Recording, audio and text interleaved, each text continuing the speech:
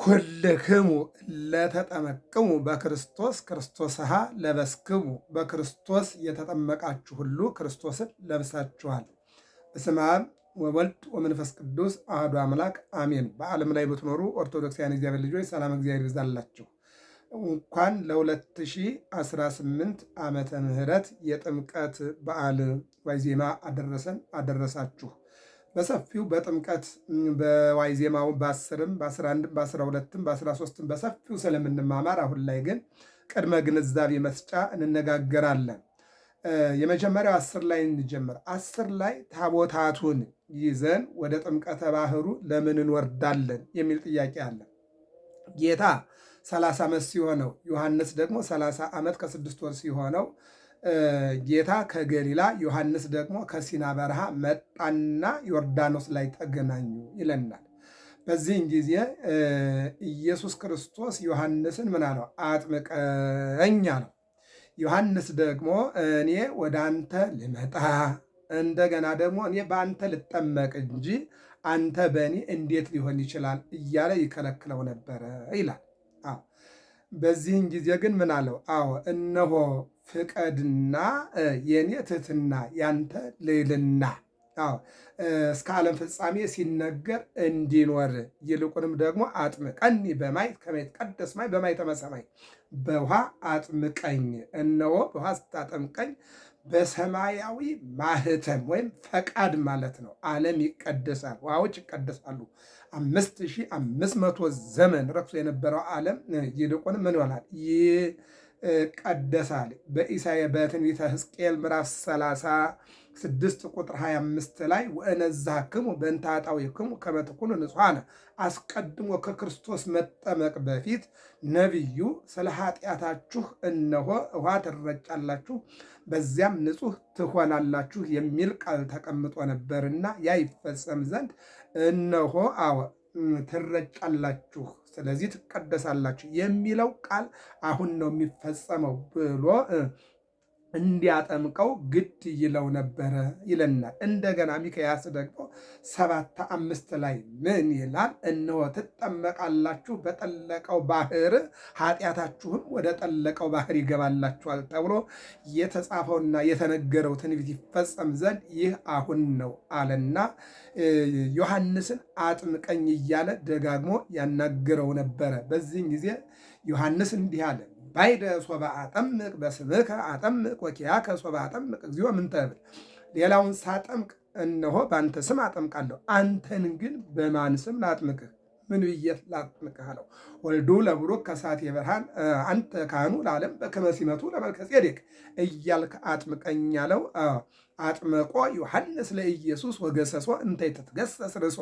እነሆ ዮሐንስ ከብዙ ክርክር በኋላ ኢየሱስን አጠመቀው። ከተጠመቀ በኋላ ኢየሱስ ተመለሰ ይላል። በአጭሩ ታቦታትን ወደ ጥምቀት ይዘን የምንወርደው ክርስቶስ እንደወረደ ነው። ይዘን የምንመለሰው ክርስቶስ ተጠምቆ እንደተመለሰ ነው ማለት ነው። ሌላው ወደ የት ነው የወረደው? ወደ ዮርዳኖስ ነው፣ ወደ ገሊላ ነው፣ ወዳደገበት ወደ ናዝሬት ነው። አሁን ወደዚህ ለምንድን ነው ከተባለ እነሆ ገሊላ የሚገርመው ነገር የተናቀች መንደር፣ ትናንት ተነጋግረነዋል። የተናቀች መንደር፣ የተናቁ ሰዎች የሚኖሩባት፣ በሀብት በስልጣን በአይምሮ የወረዱ ሰዎች የተናቁ ሰዎች የሚኖሩባት ስለሆኑ እነሆ የተናቃችሁትን ላከብራችሁ መጣሁላችሁ ሲላቸው በዚያች ታናሽ መንደር ተወለደ፣ በዚያች ታናሽ በረት ተወለደ፣ በዚያ በዮርዳኖስ ውሃ ተጠመቀ። ምን ማለት ነው? እነሆ ያልተማሩ ነበርና ሊያስተምራቸው፣ በሀብት በዘር የተናቁ ነበሩና ንቀታቸውን ሊያስወግድላቸው፣ ይልቁንም ደግሞ ክብራቸውን ሊመልስላቸው፣ በዘር ካልከበሩ ሰዎች እነሆ ሄደና እንዲከብሩ አደረጋቸው። ዮርዳኖስ ከላይ ነቁ አንድ ነው፣ ዝቅ ብሎ በርስት ይከፈላል፣ ዝቅ ብሎ ደግሞ ይገናኛል። የመጀመሪያው ሰው አዳም ነው። ዝቅ ብሎ አሕዛብ በቁልፈት አይሁድ በግዝረት ተለያይተው ነበርና እነሆ ኢየሱስ ክርስቶስ ዮርና ዳኖስ በተገናኙበት ወንዝ ላይ አንድ በሆነበት ወንዝ ላይ ተጠመቀ። ምን ማለት ነው? አንድ አደረኳችሁ ሲለን ማለት ነው። አንድ አደረኳችሁ ሲል በዚህ ተጠመቀ የሚለውን ይተረጉማል ማለት ነው። ሌላው ብዙ ወንዞች አሉ። እነሆ ዮርዳኖስ ለምን ተፈለገ? አዎ ስለ ሁለት ነገር ነው። አንዱ አንድ ነገርን ያመለክታል፣ አንዱ ግን ብዙ ነገርን ያመለክታል። አንድ ነገር የሚያመለክተው አዳም ገብሩ ለዲያብሎስ፣ ሔዋን አመቱ ለዲያብሎስ፣ አዳም የዲያብሎስ ባሪያ ነው፣ ሔዋን የዲያብሎስ አገልጋይ ናት የሚል የዕዳ ደብዳቤ በዮርዳኖስ ነበርና ያንን ሊቀድላቸው ወደ ዮርዳኖስ ወረደ። አንዱ ይሄ ነው። ሌላው ዮርዳኖስን ካልተሻገሩ ርስት አይካፈሉም። ዮርዳኖስን ካልተሻገሩ አሸናፊነት የለም። ዮርዳኖስን ካልተሻገሩ በረከት የለምና የመጀመሪያው አብርሃም ነው። አብርሃም እነሆ ዮርዳኖስን ከሎጥ ጋር ሲጓዙ ቦታ ምረጥና በሀብታችን እየበዛ ሄደ፣ እረኞቻችን እንዳይጣሉ፣ መንጋዎቻችን እንዳይደበላለቁ ቦታ ምረጥ ሲለው እነሆ አዎ ሎጥ ሰዶምና ገሞራ ወንዙን ቀላዩን አዎ ምንጩን መርጦ ሲቀር አብርሃም ግን ዮርዳኖስን ተሻግሮ ሄደ። በሌላ መልኩ 5 ነገስታትን አሸንፎ ዮርዳኖስን ሲሻገር ሁር እድወ ለዮርዳኖስ ወበየ ትረክብ፣ ዮርዳኖስን ተሻገር በዚያ የምታገኘው አለ አለውና ዮርዳኖስን ጠላቶቹን 5 ነገስታት አሸንፎ አዎ ሲጓዝ ማእዜ ትፌኑ ወልደከ ዋህድከ፣ ለአዳም የገባህለትን ቃል ኪዳን አንደኛ ልጅን መቼ ትልካለህ ብሎ ጥያቄ ጠየቀ። አሸናፊነት በኋላ ከድል አድራጊነት በኋላ ይህን ሲጠይቀው ዮርዳኖስን ተሻገር፣ ይህንን ነገር ምሳሌውን ታገኛለህ አለው። ሲሻገር መልከጼዴቅን አገኘው። ለመልከጼዴቅ አብርሃም ሰገደለት፣ ክብርም ሰጠው። መልከጼዴቅ ደግሞ ባረከው። አብርሃም አስራቱን በኩራቱን ሰጥቶ ተባረከ። አያችሁ፣ ዮርዳኖስን ተሻግሮ መባረክ ስላለ ነው። ዮርዳኖስን ተሻግሮ ልጅነት ማግኘት ስላለ ነው።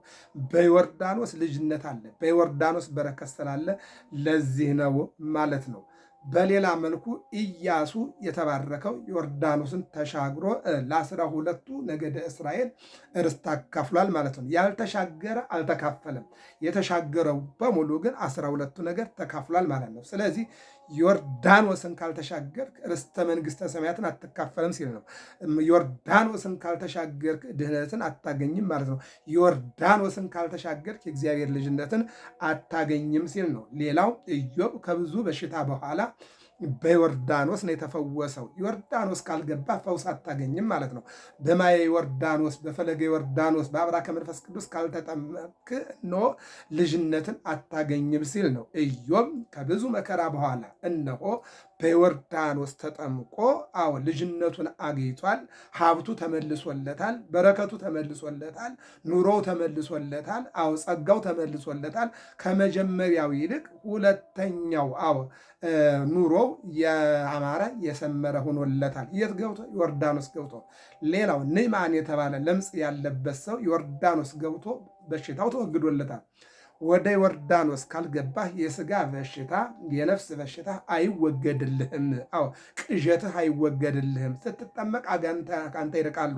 አጋንንት ከአንተ ከራቁ ተናግረህ ታሳምናለህ፣ ሩጠህ ትቀድማለህ፣ ታግለህ ታሸንፋለህ፣ ነግደህ ታተርፋለህ። ስለዚህ በዮርዳኖስ እነዚህ ሁሉ ስለሚደረጉ አጋንንትም ስለሚወገዱ ስለሚሸነፉ ይላል። የማቴዎስ ወንጌል ምዕራፍ 2 ቁጥር 13፣ የሉቃስ ወንጌል ምዕራፍ 3 ቁጥር 21 እነሆ ተጠመቀ በማን በዮሐንስ በማን በእደ ዮርዳኖስ ማነው በፈለገ ዮርዳኖስ በእደ ዮሐንስ ተጠመቀ የሚለውን ይናገራል። ሐዋርያው ቅዱስ ጳውሎስ ይናስከትሎ ኤፌሶን 4:5 ላይ አንዲት ሃይማኖት፣ አንዲት ጥምቀት፣ አንድ ጌታ፣ አንድ አምላክ አለ ብሎ ይገልጣል ይለናል። ቆላሲስ ምዕራፍ 2 ቁጥር 12 ላይ ደግሞ ቅዱስ ጳውሎስ በጥምቀት ከእርሱ ጋር ተቀበራችሁ ይላል። አዎ ምን ማለት ነው? ከሰማየ ሰማያት ወረደ፣ ከድንግል ማርያም ተወለደ፣ አደገ፣ በዮርዳኖስ ተጠመቀ፣ ወደ መቃብር ወረደ፣ ተነሳ፣ አረገ። አዎ ስንጠመቅ መውረዱን ስንወጣ ማድረጉን የምናስተምርበት ነውና የምናገኝበት በረከት ነውና እነሆ አዎ የተጠመቃችሁ ሁሉ ወይም ደግሞ ከእርሱ ጋር ተቀብራችኋል። ርዕሳችን ደግሞ ምንድን ነበረ?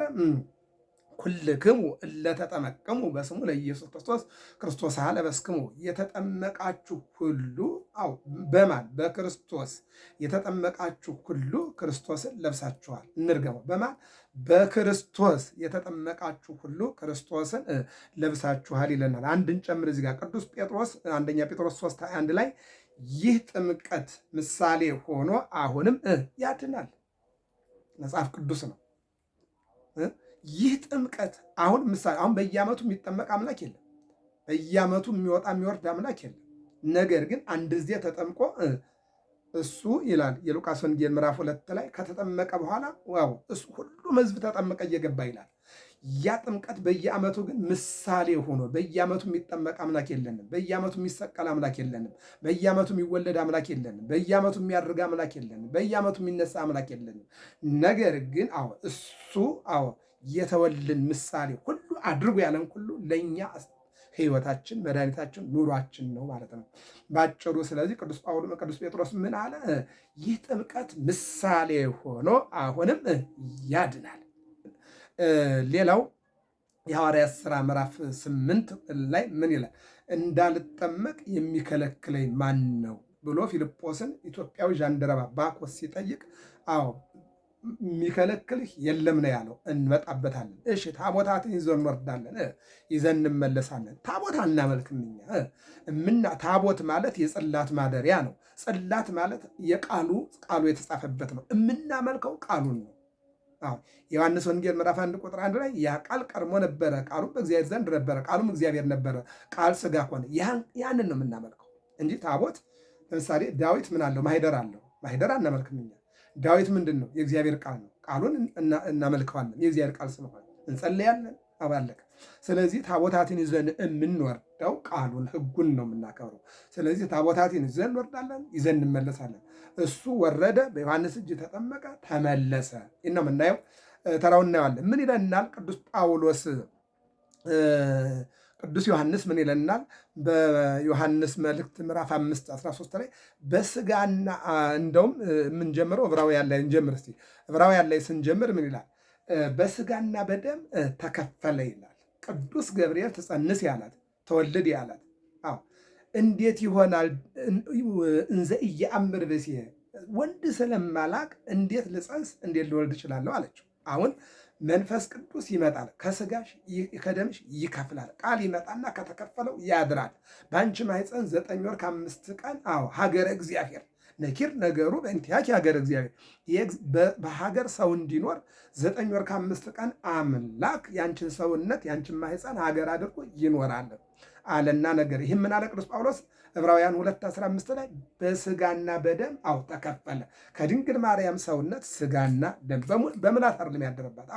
ከስጋዋ ስጋ ከደሟ ደም ነስቶ ሰው ሆነ የሚለውን ይናገራል። እንደገና እዚሁ ቁጥር 16 ላይ ዕብራውያን 2 ላይ የአብርሃምን ዘር ይዟል እንጂ የመላእክትን አይደለም።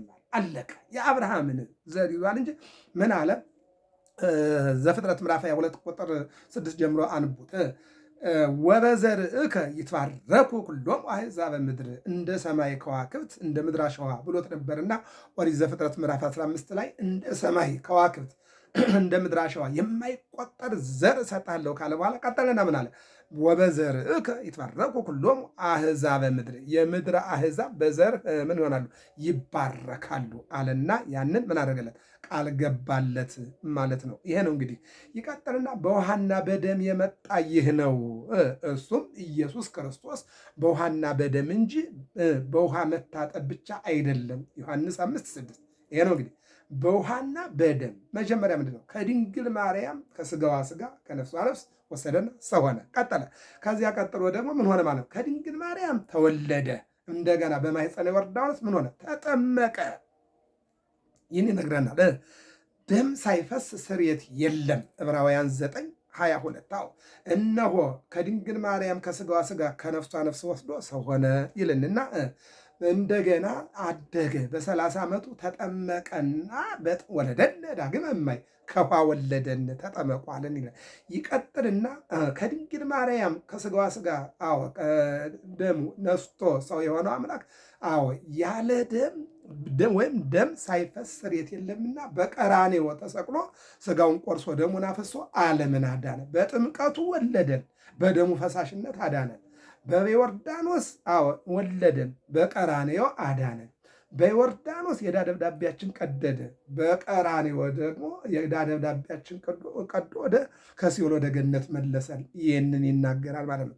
ሲቀጥል ምን ይላል? ኢየሱስ እነሆ ተወለደ፣ አደገ፣ በላ፣ ጠጣ፣ ተናገረ፣ አለቀሰ፣ ምግብ ጠየቀ፣ ደከመ፣ ከኃጢአት በስተቀር እንደኛ ሰው ሆነ። በጎለ እንስሳ ተወድየ አምሃ ንጉሡ ተወፈየ ወከመ ሕፃናት በከየ እንዘ ይስዕድ ማጥባተ ሙሲሳየ አብ አላባ ዲዮስቆሮስ። በጎለ ሕፃናት ተወድየ ወይም በጎለ እንስሳ ተወድየ፣ በከብቶች በረት ተጨመረ፣ ተወለደ ማለት ነው። ተኛ ማለት ነው። ተገኘ ማለት ነው። በጎለ እንስሳ ተወድየ አምሃ ንጉሡ ተወፈየ። ያም ሆኖ ግን ንጉሠ ሰማያት ወምድር እንደሆነ ተነገረ፣ ታመነ ይላል። ወከመ ሕፃናት በከየ፣ እንደ ሕፃናትም ጡት እየለመነ እነሆ ምናል አለቀሰ። እንዘ ይስዕድ ማጥባተ ሙሲሳየ፣ ከእናቱ ምግብን እየፈለገ አንተ ትሁቦሙ ሲሳዮሙ በጊዜሁ፣ በሰዓቱ ምግባቸውን ትሰጣለህ የተባለ እግዚአብሔር ከእናቱ ከቅድስት ድንግል ማርያም ምን አለ? ምግብ ፈለገ፣ ምግብ ጠየቀ። ምግብ ለዓለም የሚመግብ አምላክ፣ በዝናብ አብቅሎ በፀሐይ አብስሎ የሚመግብ አምላክ ምግብ ጠየቀ የሚለውን ይተረጉማል። ፍጹም አምላክ ፍጹም ሰው ቢሆንም እነሆ አንድ ክርስቶስ እንጂ ሁለት አይደለም። እንድገሙ፣ ፍጹም አምላክ ፍጹም ሰው ቢሆንም አንድ ክርስቶስ እንጂ ሁለት የለም፣ ወይም ሊሆን አይችልም። ሁለት አይደለም። ቅድመ ዓለም ከዘለዓለም የነበረ ወልድ ቃል ሥጋና ነፍስን ነስቶ ሰው ሆነ። ያ ቃል ሥጋና ነፍስን ነስቶ ከድንግል ማርያም ምን ሆነ? ሰው ሆነ። ይህን ነው የሚነግረን። ሰው ሆነ አለ። ማን ነው? ቅዱስ ዮሐንስ ነው የተናገረው። ይህንን ሥጋና ነፍስን እስመ ነፍስ ያድር በደም፣ ነፍስ በደም ያድራል። ከድንግል ማርያም ሥጋ ደም ተወሰደ፣ ነፍስ ደግሞ መጣና ተጨመረ። ምን ሆነ? ሰው ሆነ። አሁን ምን ይላል ዮሐንስ ወንጌላዊ ሲናገር? ምን አለ? ቅድመ ዓለም ከዘለዓለም የነበረ ወልድ አብ አባት፣ ወልድ ልጅ፣ መንፈስ ቅዱስ ሰራጺ፣ የአብ ድምፁ የመንፈስ ቅዱስ ደግሞ እነሆ ልዩ ባህሪው የሆነ ክርስቶስ ከድንግል ማርያም ከሥጋዋ ሥጋ ከነፍሷ ነፍስ ወሰደ። ተለወጠ አላለም። ምንድን ነው ያለው? እነሆ ሆነ ነው ያለው። ቃል ሥጋ ሆነ። ያ ቃልም ምን ሆነ? እነሆ የሥጋን ገንዘብ ለቃል የቃልን ገንዘብ ለሥጋ አለቀ። ሆነ ነው ያለው እንጂ ተለወጠ፣ የተለወጠ እዚህ ጋር የለም ማለት ነው። ማለት ምን ማለት ነው? እግዚአብሔርነቱ እንደ በፊቱ ነው። የተለወጠ ነገር የለም። እግዚአብሔር ነው። ለዚህ ዲዮስቆሮስን መጠየቅ ነው። እግዚአብሔር ምንድን ነው? እምቅድመ ዓለም ወእስከ ለዓለም ሀሎ እግዚአብሔር በመንግስቱ፣ ሀሎ እግዚአብሔር በመለኮቱ፣ ሀሎ እግዚአብሔር በትስብእቱ። እምቅድመ ዓለም ወእስከ ከዓለም በፊት ዓለምን ፈጥሮ ዓለምን እስከሚያሳልፍ ድረስ እግዚአብሔር በመለኮቱ፣ እግዚአብሔር በመንግስቱ፣ እግዚአብሔር በሦስትነቱ አለ። ይህን ነው የሚለው። ይህንን ማመን ያስፈልጋል። እግዚአብሔርነቱ እንደ በፊቱ ነው፣ ግን በምድር ላይ እንደ ሰውነቱ በትሕትና ኖረ። ዮሐንስ ወንጌል 17:5 ላይ፣ ራእይ 2:7 ላይ እንደ ሰውነቱ በትሕትና ኖረ። ምን አደረገ? እነሆ እማየ እንዘ ይትዔዘዝ ለአዝማዲሁ እንተ ይቲሙ እየታዘዘ አደገ። እየታዘዘ አደገ። ይልቁንም ደግሞ ተሰደደ። ይልቁንም ደግሞ ተራበ። ይልቁንም ደግሞ ተጠማ። ይልቁንም ደግሞ ደከመ። ይህን ይቀጥልና ዝቅ ብሎ የሐዋርያትን እግር አጠበ። ይልቁንም ደግሞ የሚሰቀልበትን እንጨት ተሸክሞ ቀራንዮ ወጣ። በዚያ መስቀልም ተሰቅሎ ዓለሙን አዳነ። ይህ ትሕትናውን ነው የሚናገረው። ሥጋ ሆነ አለ ዮሐንስ። በማህፀን ውስጥ ሥጋ ሆነ ማለት በማን? በድንግል ማርያም ማህፀን ውስጥ። እንደው ዝም ብሎ አንዳንዶቹ አለፈ የሚል ስላሉ ማለት ነው። አለፈ እንደ ቧንቧ አለፈ እንጂ አልተወለደም ስለሚሉ ምንድን ነው? በማህፀን ውስጥ ምን ሆነ? ሥጋ። ከሥጋዋ ሥጋ ከነፍሷ ነፍስ ነስቶ በየጥቂቱ በማህፀኗ 9 ወር ከ5 ቀን ሳይጨምርም ሳይቀንስም 9 ወር ከ5 ቀን ሲሞላው በቤተልሔም ተወለደ የሚለውን ነው የሚተረጉመው ማለት ነው።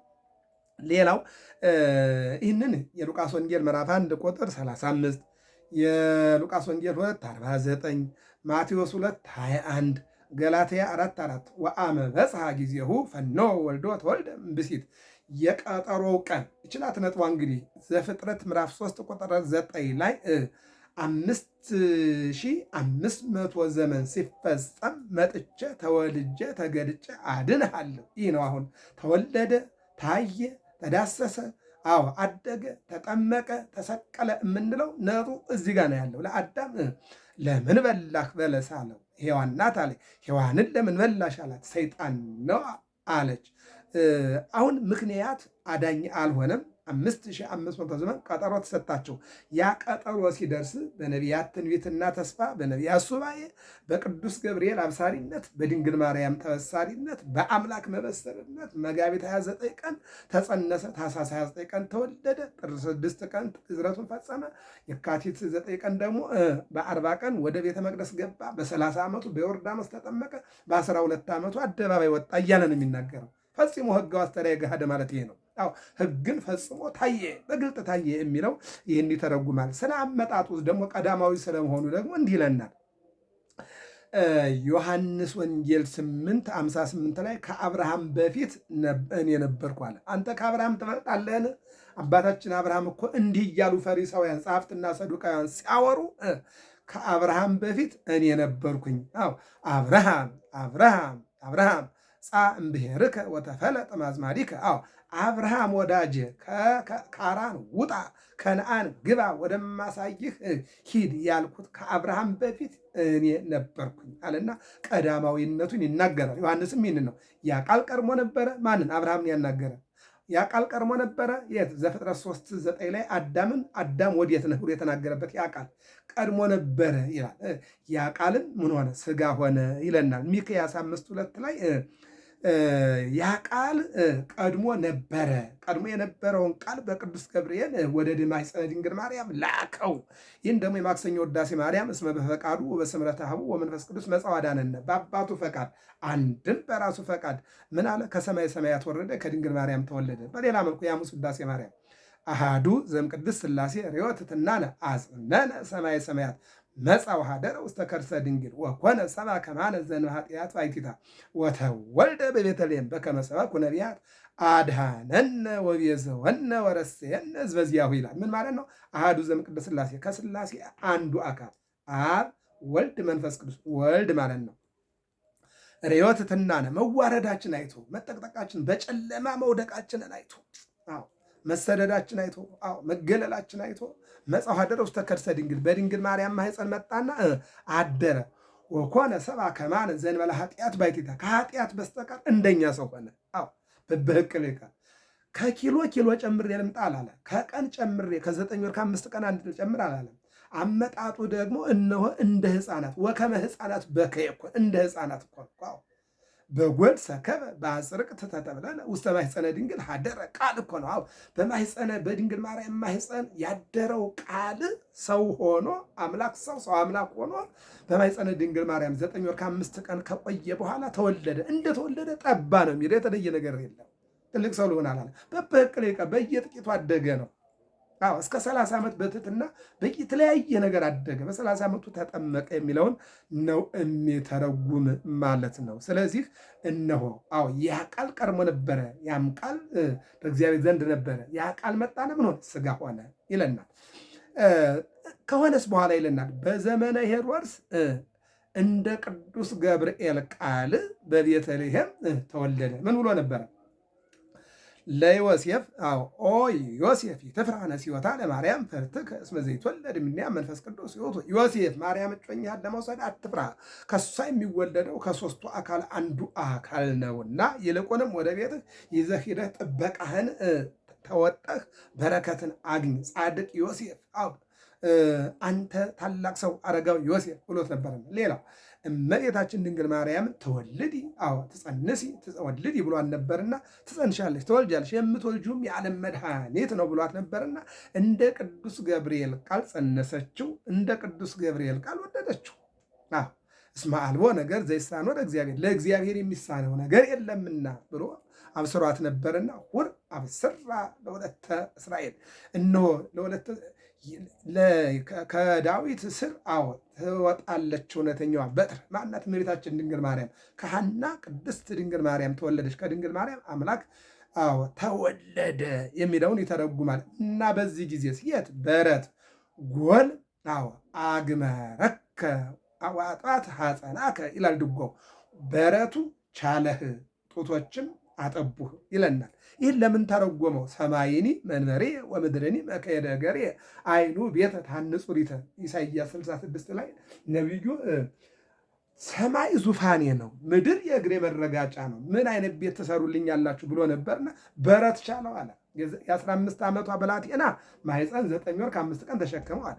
ቀጠለና በረት ደግሞ ተሸከመው አለ። ቀጠለና የድንግልና ጡቶቿን አጠባቸው አለ። ይህን ይናገራል ማለት በአጭሩ እረኞች ጎበኙት፣ ሰብአ ሰገል ሰገዱለት፣ ስጦታም አመጡለት። እንስሳት ደግሞ እስትንፋሳቸውን ገበሩለት ይለናል። ይህን ቅዱስ ዲዮስቆሮስ ማይ ነው። በጎለ እንስሳ በእንስሶች በረት ተወለደ ይላል። ዋስተሟቅህው እስትንፋሰ አድጎላይ ላሞችና አህዮች እፍ እፍ እፍ እያሉ አሟሟቁት፣ ብርድን አስወገዱ፣ ምስጋና አቀረቡ፣ ክብርም አገኙ፣ ከሰው በላይ ሆኑ። አህያ መንከባለያውን አወቀ፣ ላምም ጋጡን አወቀ፣ የእስራኤል ግን አላወቀም ይላል። የተወለደውን እንስሳት አውቀውታል፣ ሰዎች ግን አላወቁም። ወላዲቱን እመቤታችን ድንግል ማርያም እንስሳትና አራዊት አውቀዋታል፣ ሰው ግን አላወቃትም። አሁንም ይህ ችግር ነው ያለው። ይህ ችግር ስምትመለከቱ የእመቤታችን ማያቅ የለም፣ ሰው ብቻ ነው አሁን እመቤታችን ላይ እያስቸገረ ያለው። ይቀጥልና እነሆ በቤተልሔም ተወለደ፣ በ8ኛው ቀን ግዝረቱን ፈጸመ፣ በ40ኛ ቀን ቤተ መቅደስ ገባ፣ በ12 ዓመቱ አደባባይ ወጣ ይልና ይልቁንም 2 ዓመት ሲሆነው በሄሮድስ ምክንያት ስደት ገጠመው ይለናል። ከስደት ተመለሰና በናዝሬት አደገ፣ በጥበብና በሞገስ በቁመት አደገ። በ30 ዓመቱ በዮሐንስ እጅ በዮርዳኖስ ውሃ ተጠመቀ ይለናል። ዮርዳኖስ ላይ 3 ነገሮች ታይተዋል።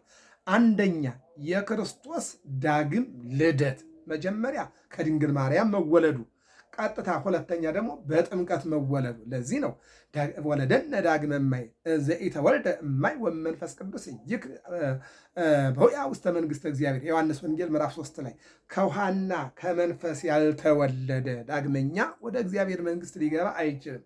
2 አይነት ልደት አለን ማለት ነው። አሁን ተመልከቱ፣ ክርስቶስ ከድንግል ማርያም ተወለደ፣ እንደገና ተጠመቀና እኛን ወለደን። እሱም 2 ልደት አለው። ቅድመ ዓለም ያለ እናት ወልደ አብ፣ ድኅረ ዓለም ደግሞ ያለ አባት ወልደ ማርያም ተብሏል። እንደገና ደግሞ ተወልዶ ተወለዱ አለን፣ ተጠምቆ ተጠመቁ አለን።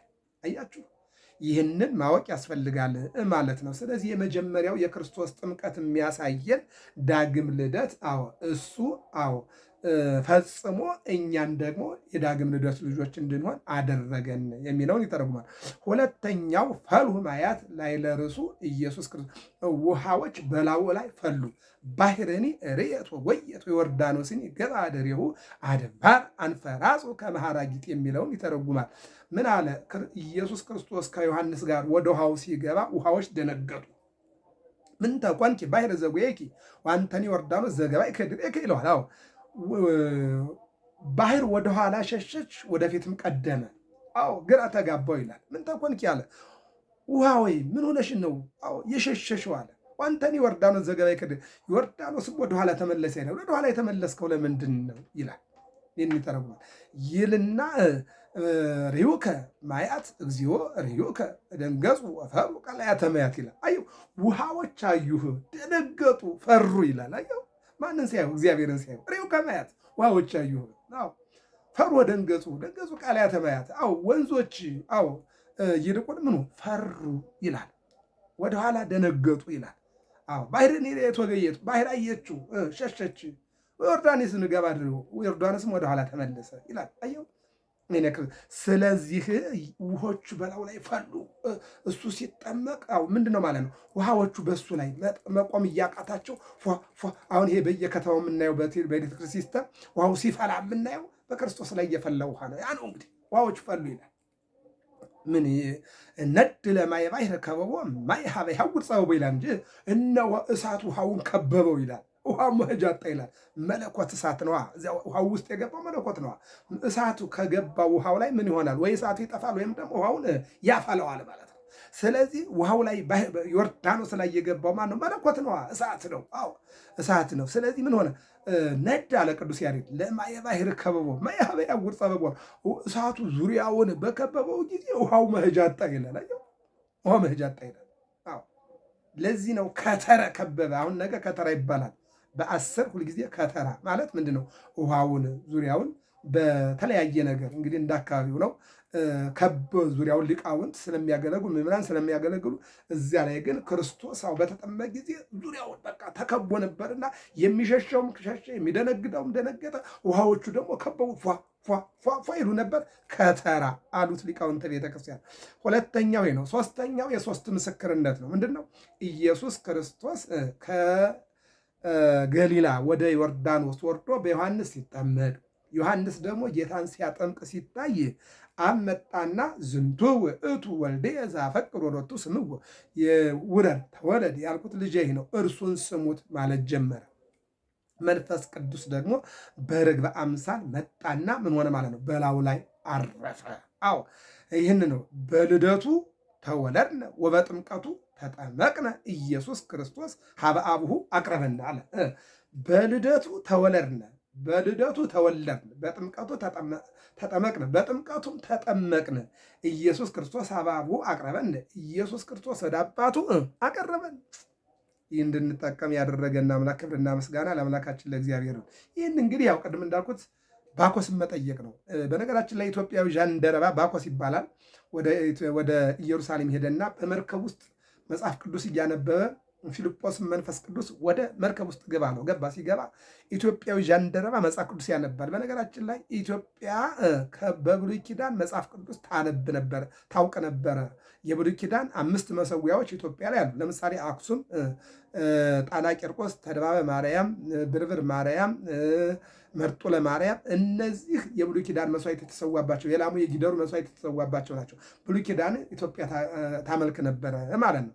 ስለዚህ መጽሐፍ ቅዱስ ሲያነብ የምታነበውን ታውቃለሁ ያለው። አይ ያለ አስተማሪ እንዴት ላውቅ እችላለሁ አለው። ከዚህ በኋላ አስተማረው፣ መከረው። እነሆ የክርስቶስን መከራ መቀበልና መሰቃየት ነገረው። ኢሳይያስ ሲናገር የነበረው ስለ ክርስቶስ ከሰማየ ሰማያት ወረደ፣ ከድንግል ማርያም ተወለደ፣ በ30 ዓመቱ ተጠመቀ፣ እየተዘዋወረ 3 ዓመት ከ6 ወር ከ10 ቀን አስተማረ። ባስተማረው ትምህርት በፈጸመው ተአምራት በምቀኝነት ከሰሱት፣ አሰሩት፣ ገረፉት፣ ቸነከሩት፣ ወጉት፣ ሆምጣጤ ያጠጡት፣ ገደሉት፣ ወደ መቃብር አወረዱት። በ3ኛው ቀን በራሱ ኃይል ተነሳ፣ በ40ኛው ቀን ወደ ሰማይ አረገ፣ በ50ኛው ቀን ለሐዋርያት መንፈስ ቅዱስ ላከ የሚለውን ብትንትን አደረገና ነገረው። ከዚህ በኋላ ከመርከቡ ወረዱ። ሲወርዱ ውሃ ላይ ያገኙ። ምን አለው? ባኮስ ኢትዮጵያዊ ማለት ነው ለፊልጶስ ነዋማይ ይሄ ህዝዋ እንዳልጠመቅ የሚከለክለኝ ማን ነው አለው። ይህን እውነት ማን ይከለክለኛል? በፍጹም ልብህ አምነህ ግባ የሚከለክል የለም። ቅዱስ ጴጥሮስም ያለው ይህንን ነው። እንግዲህ በሐዋርያት ሥራ ምዕራፍ 10 ቁጥር 47 ላይ ምንድን ያለው ለቆርኔሌዎስ? አዎ እነሆ ማን ይከለክላችኋል? እየገባችሁ ተጠመቁ፣ ንስሐ ግቡና ተጠመቁ አለ ቅዱስ ጴጥሮስ ባጭሩ። አዎ የሚከለክል የለም፣ ንስሐ ገብቶ መጠመቅ ብቻ ነው አለ። የልጅነትን በ40 ቀን በ80 ቀን ወነዝሐክሙ በእንተ ኃጢአትክሙ ከመ ትኩኑ ንጹሐን፣ ሌላኛውን ደግሞ ስለ ኃጢአታችሁ ስለመተላለፋችሁ ደግሞ ንስሐ በመግባት ተጠመቁ፣ የሚከለክላችሁ የለውም የሚለውን እናያለን። ኃጢአታችሁን ወደ ጠለቀ ባህር እጥልላችኋለሁ፣ አንድም ይጥልላችኋል የተባለው ጊዜ ይህ ነው የሚለውን ይተረጉማል ማለት ነው። እንግዲህ ድጓው ላይ አንድ ነገር እነጋገርና አገልግሎታችን እንጨርሳለን። ገና ቅድም እንዳልኩት የጥምቀት አገልግሎት ሰፊ ሰዓት ስላለ በዚያ ላይ ሰፋ አድርገን ስለምንማማረው አሁን ከዋዜማውና ከዕለቱ ድጓ አጭር ነገር እንመልከትና እንጨርስ።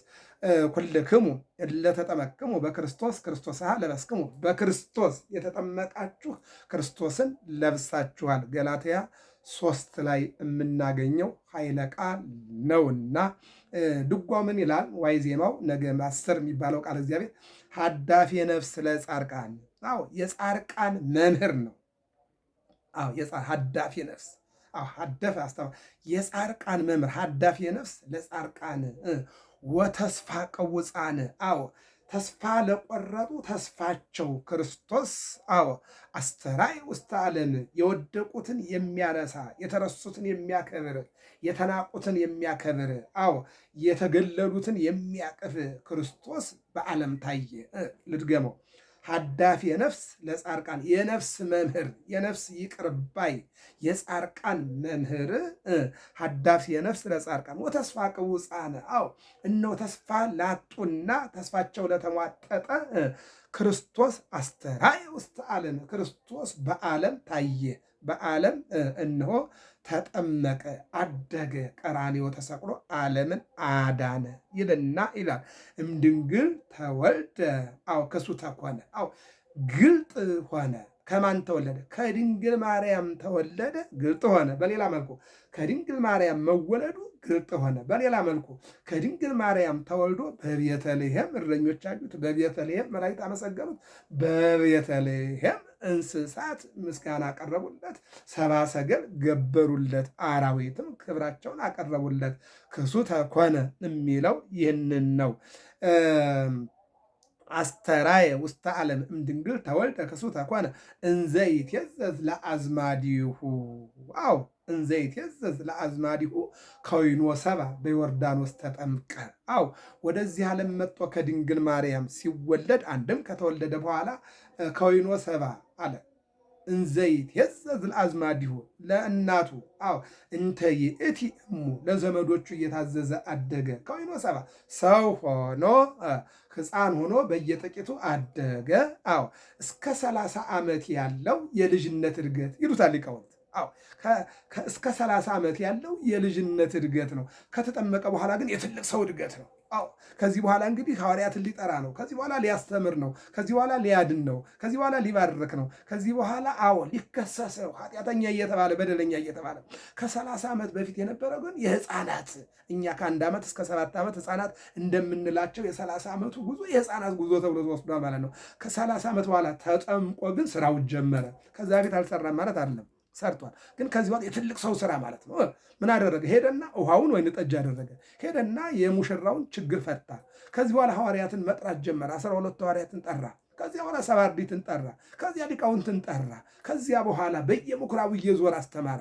ሙታንን አነሳ፣ ለምጻምን ፈወሰ፣ ዕውራኑን አበራ፣ ጎባጣ ተረተረ። የተደበለበሉትን ሁሉ አስተካከለ። በ2 ዓሣ በ5 እንጀራ ምግብ አበረከተ። ይልቁንም ፋሲካን አደረገ። እንዲህ እያደረገ ማለት ነው። ይህንን ነው የሚናገረው። ይህንን ነው ምን አለ? አዳፊ ነፍስ ለጻድቃን ወተስፋ ቅውፃን ክርስቶስ አስተራየ ውስተ ዓለም እምድንግል ተወልደ ክሱ ተኮነ እንዘ ይትየዘዝ ለአዝማዲሁ ከዊኖ ሰብአ በዮርዳኖስ ተጠምቃለ። በቃ ሰው ሆኖ በዮርዳኖስ ተጠመቀ። እድገቱ ደግሞ እንዘ ይትየዘዝ ለአዝማዲሁ ለእናቱ ለዘመዶቹ ለሁሉም ለዓለም እየታዘዘ ለአዝማዲሁ ለሁሉም እንተ ይእቲም በተለይ ደግሞ ለእናቱ ለድንግል ማርያም እየታዘዘ አደገ። 30 ዓመት ሲሆን ተጠመቀ። 3 ዓመት ከ3 ወር እየተዛወረ አስተማረ። ማዕድ አበረከተ። በአደባባይ ተገኘ፣ በምኩራብ ተገኘ። በቀራንዮ በመስቀል ላይ ተሰቅሎ ዓለምን አዳነ የሚለውን ይተረጉማል ማለት ነው። እንዘ ይትየዘዝ በሌላ መልኩ ሕግ መጽሐፋዊ በ8 ቀን ግዝረትን፣ ሕግ መጽሐፋዊ በ40 ቀን ወደ ቤተ መቅደስ መግባትን፣ ሕግ መጽሐፋዊ በ12 ዓመት አደባባይ መውጣትን ይህንን ፈጸመ። ይህንን ነው የሚናገረው። ርዩከ ማያት እግዚኦ ርዩከ ማያት ወፈሩ ደንገጹ ቃላያተ ማያት ወደምፀ ማያት ይሆኑ። እነሆ ወንዞች አዩሁ ፈሩ፣ ጩኸታቸው በረከተ ይላል። ማለት ክርስቶስን ሲያዩ ማለት ነው። ይህንን ይናገራል ማለት ነው።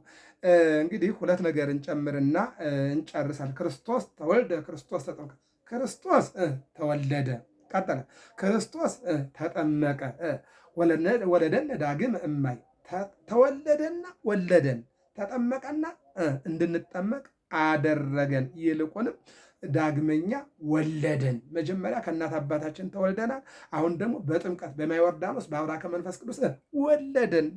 ቅዱስ ያሬድ እናትዬ ይህን ይልና ወለደነ ዳግመ እማይ ወመንፈስ ቅዱስ ከውሃና ከመንፈስ ቅዱስ ወለደን። አዎ ዳግመ መጀመሪያ ከእናታችን ተወልደናል። አሁን ደግሞ ዳግም ወለደነ ዳግመ እማይ ወመንፈስ ቅዱስ ከውሃና ከመንፈስ ቅዱስ ወለደን። ለዚህ ዘኢተ ወልደ እማይ ወመንፈስ ቅዱስ ይግብ ውስተ መንግስተ እግዚአብሔር ዮሐንስ ወንጌል ምዕራፍ 3 ከውሃና ከመንፈስ ያልተወለደው እግዚአብሔር መንግስት ሊገባ አይችልም፣ ሊመለከታትም አይችልም ይልና እሙነ ኮነ ለፀሐይ ጽድቅ አስተርእዮቱ። የሚገርም ነገር እሙነ ኮነ አዎ ለፀሐይ ጽድቅ የጽድቅ ፀሐይ እውነተኛው ፀሐይ እውነተኛው ብርሃን መወለዱ መታየቱ እውነት ሆነ። አዎ በቤተልሔም መወለዱ፣ በእናቱ ጀርባ መታዘሩ፣ በእናቱ እቅፍ መታቀፉ፣ የድንግልና ጡቶቿን መጥባቱ አዎ እውነት ሆነ። ይምን የነቢያት ትንቢት፣ የነቢያት ተስፋ፣ የነቢያት ትምህርት ስብከት፣ ይልቁንም ደግሞ የቅዱስ ገብርኤል ብስራት እውነት ሆነ የሚለውን ይተረጉምና አማን በአማን መንክር ስብሐተ ጥምቀቱ እውነት በእውነት የጥምቀቱ ስርዓት ምስጋና ይገባዋል። ስብሐት አማን በአማን መንክር ስብሐተ ጥምቀቱ የክርስቶስ ጥምቀት ይደነቃል። እውነት በእውነት መደነቅ ይገባዋል። አምላክ ሲሆን በቀዝቃዛ ውሃ በመንፈቀ ሌሊት ተጠምቆ እኛን እንድንጠመቅ እኛን እንድንወለድ አደረገን ይላል። ሆረ ኢየሱስም ገሊላ ሀበ ዮሐንስ ኢየሱስ ከገሊላ ወደ ዮሐንስ ወደ ዮርዳኖስ ወረደ ይለናል። ከመያጥምቅ በፈለገ ዮርዳኖስ የሄደውም በዮርዳኖስ ውሃ እንዲያጠምቀው ነው ይለናል። ወወፂኦ እማይ ተርኦ ሰማይ። ይሄ ላይ ነው እንግዲህ ነጡ እንግዲህ እነሆ እሱ ሲጠመቅ ሰማይ ተከፈታል። አሁን የሚከፈት የሚዘጋ ሰማይ ኑሮ አይደለም። ነገር ግን የተጠመቀው አምላክ በሆኑ አሁን እስጢፋኖስም ሰማይ ተከፍቶ አየ ይላል። ጳውሎስም ሰማይ ተከፍቶ አየ ይላል። የሚከፈት የሚዘጋ ሰማይ የለም። ነገር ግን የእነሱን ብቃታቸው ልልናቸውን ሲናገር የክርስቶስን ደግሞ አምላክነቱን ነው የሚገልጠው ማለት ነው። ምን ይላል? ወፂኦ እማይ ተርኦ ሰማይ መጻ ቃልም ደመና ዘይብል ቃል መጣ። ምን የሚል ዝንቱ ውእቱ ወልድየ ዘአፈቅር ወሎቱ ስምዖ፣ ይህ ልጄ ነውና ስሙት የሚል ቃል ከየት መጣ? ከሰማይ መጣ። ቃል ከሰማይ ሲመጣ ከሌላ ደግሞ በርግብ መጣና በላዩ ላይ አረፈ። ምን ማለት ነው? አብ በደመና መጣ፣ መንፈስ ቅዱስ በርግብ አምሳል መጣ። ቃል ደግሞ ወልድ በማኅፀነ ድንግል ማርያም ተወልዶ ዮርዳኖስ ላይ ተገናኙ። አሁን በብሉይ ኪዳን አንድነት ሶስትነት በግልጽነት አልተቀመጠም ነበረ። በአዲስ ኪዳን ግን ቃል ሰው ሆነ፣ መንፈስ ቅዱስ በርግብ መጣና አረፈ። አብ ደግሞ ልጄ ነው አለና መሰከረ። አብ አባት፣ ወልድ ልጅ፣ መንፈስ ቅዱስ ሰራጺ የሚለው እዚህ ጋር ተጠቃለለ። ምን ማለት ነው? አብ ልብነትን፣ ወልድ ቃልነትን፣ መንፈስ ቅዱስ ትንፋስነትን ይዘው ተገኙ። ሲጠቀለል ምንድን ነው? ዘለዓለም ሥላሴ። ይሄ የኩነት ስም እንደሆነ ባለፈው የሥላሴ ተማምረነዋል። ይበቃዋል። አንድ ድጓን ጨምር። ነአምን በአብ ወነአምን በወልድ ወነአምን በመንፈስ ቅዱስ። በአብ እናምናለን፣ በወልድ እናምናለን፣ በመንፈስ ቅዱስ እናምናለን ይልና ማርያም ዘተወልድ አፍቂሮ ኪያነ እኛን ወዶ ከድንግል ማርያም በተወለደው እናምናለን ይለናል። አፍቂሮ ኪያነ መጽሐቤነ ዘነቢያት ሰበኩለነ እኛን ወዶ ወደ እኛ መጣ። ይህንም ነቢያት አስቀድመው ሰብከውልን ነበረ፣ ነግረውን ነበረ ይልና ምን አለ? ዘነቢያት ሰበኩለነ በዮርዳኖስ ተጠምቀ። ነቢያት የሰበኩልን በድንግል ማርያም ማኅፀን የተወለደው በዮርዳኖስ የተጠመቀው አምላክ በዮርዳኖስ የተጠመቀው ከመይፈጽም ኩሎ እነሆ ሁሉን ሊፈጽም ነው የተጠመቀው። መወለድን በቤተልሔም ፈጸመ፣ ማደግን በየጥቂቱ አደገ፣ መናገርን ጥበብን ሞገስን በእነዚህ ሁሉ በትሕትና አደገ ይልና በዮርዳኖስ ተጠምቀ ከመይፈጽም ኩሎ ሕገ ወአስተርአየ ገሃደ ሁሉን ፈጽሞ ሕገ ወአስተርአየ ገሃደ ሁሉን ሊፈጽም ሰራይ ያለ ሕግ ወፈጻሚ ያለ ሕግ ሕግን የሰራ ሕግን የሚፈጽም አምላክ መጣ። ሕግን ፈጸመ፣ በውኃ ተጠመቀ፣ ሕጉን አጠናቀቀ ይለናል። ይህ ነው ዮም ፍስሐ ኮነ በእንተ ጥምቀቱ ለክርስቶስ፣ በክርስቶስ ጥምቀት ደስታ ሆነ ይለናል። ኩልክሙ ለተጠመቅሙ በስሙ ለኢየሱስ ክርስቶስ ክርስቶሳ ለበስክሙ፣ በኢየሱስ ክርስቶስ ስም የተጠመቃችሁ ሁሉ ክርስቶስን ለብሳችኋል። ለብርሃነ ጥምቀቱ ለ2018 ዓ.ም እንኳን አደረሳችሁ፣ እንኳን አደረሰን። በዓሉ የሰላም የፍቅር የጤና ያድርግልን፣ የመተሳሰብ የራቁት የሚቀርቡበት፣ የታሰሩት የሚፈቱበት፣ ከማይሰራ ኃጢአት በኃጢአት የወደቁ ከማይሰራ ሰይጣን በሰይጣን የወደቁ በተለይ ከስጋ ማሰሪያ በስጋ ማሰሪያ የወደቁ በድህነት የወደቁ ጠባብ አእምሮ የወደቀው ሁሉ የሚፈታበትና ነፃ የሚወጣበት የነፃነት ባለቤት እግዚአብሔር ሁሉን ነፃ እንዲያደርግልን የእግዚአብሔር አምላካችን መልካም ፈቃዱ ይሆንልን። መልካም የጥምቀት በዓል መልካም ጊዜ ይሆንልን። ገብረ መስቀል ሚዲያ ነው። ሰብስክራይብ ይልቁንም ደግሞ ላይክ ፎሎ አድርጉ። እንማማር፣ እንነጋገር። መነጋገር መማማር ለአእምሮ ለሕይወት ጥሩ ነውና ያስተማረን እግዚአብሔር ይመስገን። ወስብሐት ለእግዚአብሔር።